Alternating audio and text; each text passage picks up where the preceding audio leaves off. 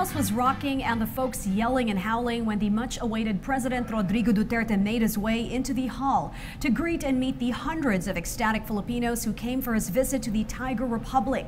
PTV senior and chief correspondent Rocky Ignacio is in Asia's industrialized titan as the expat Filipinos laid out the welcome mat for the president to listen to him and brief them on events pertaining to back home in this report.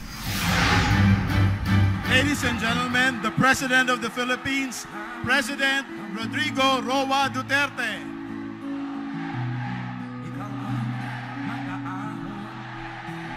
A jam-packed hall of Filipinos welcomed President Rodrigo Duterte and his delegation in Seoul, South Korea. Like any other meeting with Filipino communities abroad, part of the reception, the president listened to some of his favorite songs like You Raise Me Up and Ikaw, sung by Philco members.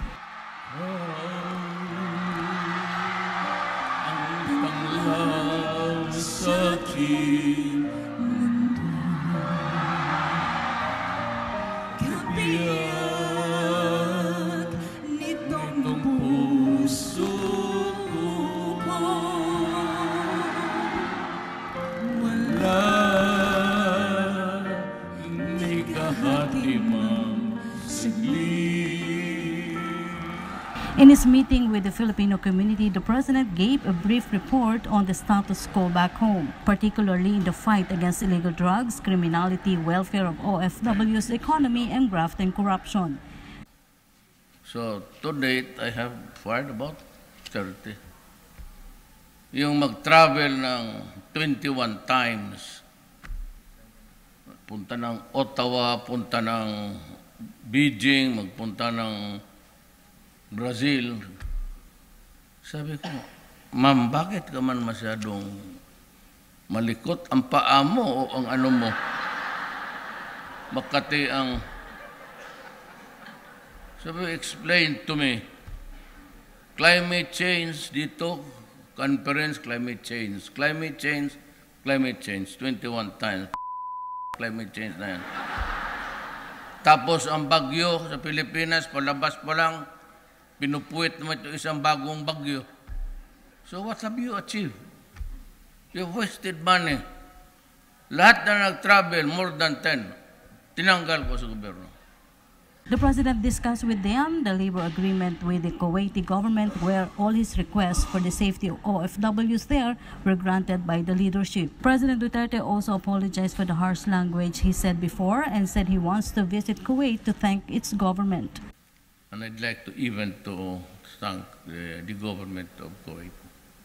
And for the first time, I would say that I was harsh in my language, maybe because that was a result of an emotional outburst. But I'd like to apologize now. I'm sorry for the language that I was using, but I'm very satisfied by the way how you responded to the problems of my country. He also informed them the latest developments in Boracay following its closure to clean the island. And I'd like to even to thank the government of Kuwait. And for the first time, I would say that I was harsh in my language, maybe because that was a result of an emotional outburst. But I'd like to apologize now. I'm sorry for the language that I was using, but I'm very satisfied by the way how you responded to the problems of my country. In the event, the president also admitted he is considering to put a stop on open-pit mining. The government has made a profit of 70 billion pesos from mining, but gives equal importance to the protection of the environment. They decided to close it and we're cleaning it. But look, I am not cleaning Boracay at so much expense para sa mga mayaman. Lilinisin ko yan para sa tao. Kaya yung Boracay Island, it's still classified as forestal, pati agriculture. Walang permit dyan residential or commercial. President Duterte is in South Korea for a 3-day official visit.